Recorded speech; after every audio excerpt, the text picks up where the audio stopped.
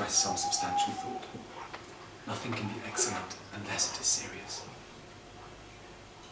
So, you're saying go on? I am. But write about nothing that isn't important and eternal. I've lived my life with variety and taste.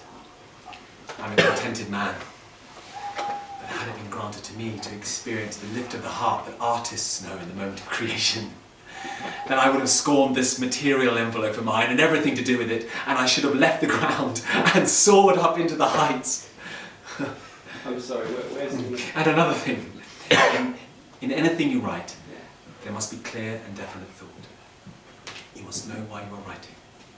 If you don't, if you go down the picturesque path with no definite goal at the end of it, then you'll lose your way, and your talent will destroy you. I'm sorry. Where's Lee?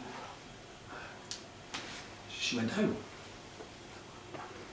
What am I going to do? I want to see her. I have to see her. I'm going to go there. I'm going to go all the same. Calm down, my We can friend. go into the house. Your mother's waiting. She's feeling uneasy about you. Tell her I can't. Please, all of you, leave me alone. Just leave me alone. Don't follow me around. Right? No. Goodbye. Calm down. Not the way. Thanks. Not right. Youth. Whenever there's nothing more to be said, then people say youth, youth.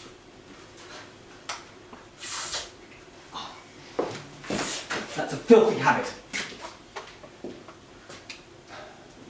They started playing cards inside. Let's go. Wait a moment. What is it? Yet another thing I want to tell you. I'd like to talk for a moment. I don't like my father. But for you, I have a special place in my heart. I don't know why, but God, all my life I felt you were close to me. Help me, please, help me, or I shall do something silly. I shall make a mockery of my life. I shall ruin it. I can't go on. What do you mean? Happy with what? I'm in such torment. No one knows the torment I'm in. I'm in love with Konstantin. You're all so oversensitive. And so much love around. Spells woven by this lake.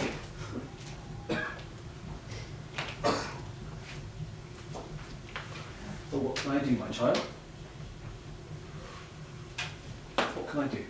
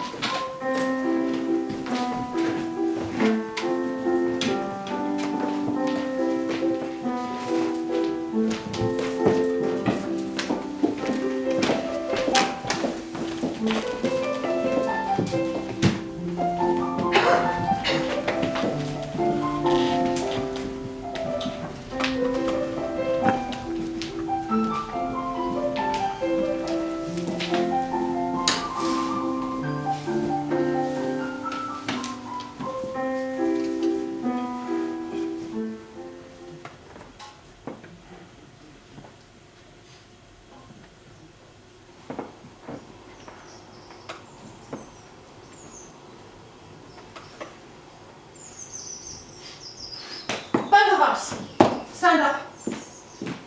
Now, side by side. Now you are 22, and I am almost twice that. Doctor, which of us is the younger looking? Oh, you are, of course. You see? And why? Because I work. Because I am alive to the world around me. I am always busy. Whereas you are such a stick in the mud. You don't know how to live. And also, I make it a rule never to look into the future. I never think about old age, and I never think about death. What will be, will be. Yes, but I feel as though I've been born a long, long time ago. I'm dragging my life behind me like a dress with an endless train. And often, I've no desire to go on living. Well, that's all nonsense, of course. You just have to shake yourself out of it. And then again, my dear, I am as careful about my appearance as an Englishman. I always keep myself firmly in hand. My dress, my hair, always comme il faut. Should I ever allow myself to go out, even into the garden here, in just a housecoat, or with my hair not done? Never. If I have kept my looks, it is because I have never stopped caring about my appearance. I have not let myself go in the way that some women do. You see, spry as a kitten, I could play a girl of 15. Nonetheless, and notwithstanding, I'm still reading, am I? We got to the corn chandler and the rat. Oh, the rats! Yes, do go on. Or rather, let me. It's my turn.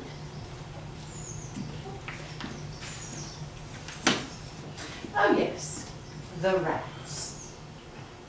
And to be sure, it is as dangerous for people in society to make much of writers and to entice them into their homes as it would be for a corn chandler to keep rats in his shop. And yet there is a vogue for them. So when a woman has designs upon a writer whom she wishes to take up, she lays siege to him with compliments and attentions and little marks of favour. Ha! Well, that may be how it is with the French, but with us there is nothing like that. We don't work to a programme. Before a woman in this country wants to take up a writer, she is usually head over heels in love with him. Thank you very much. You don't have to look far.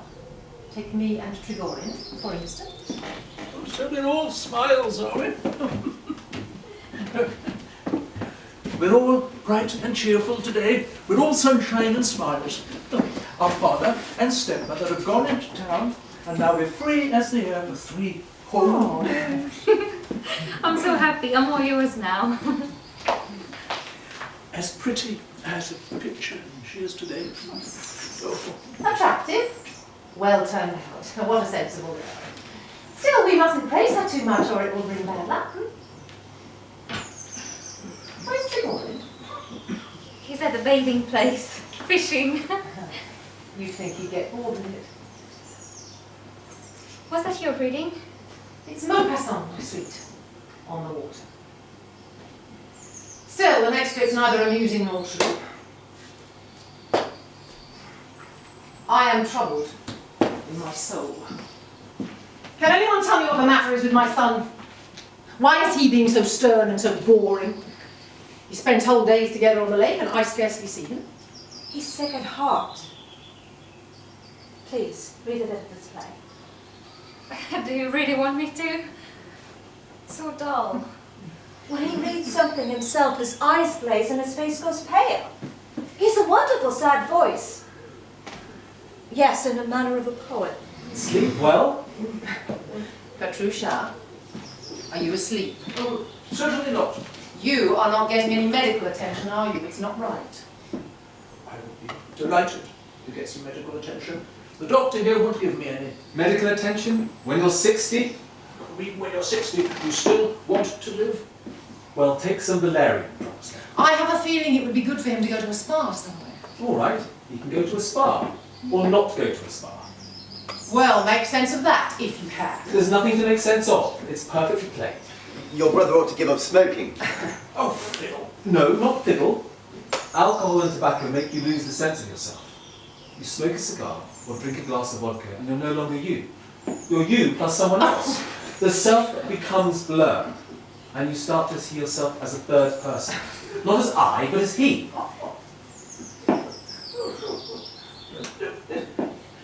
It's all very well for you to talk. Huh? You've lived in your time, but what about me? I spent 28 years working in the Department of Justice, and I still haven't lived.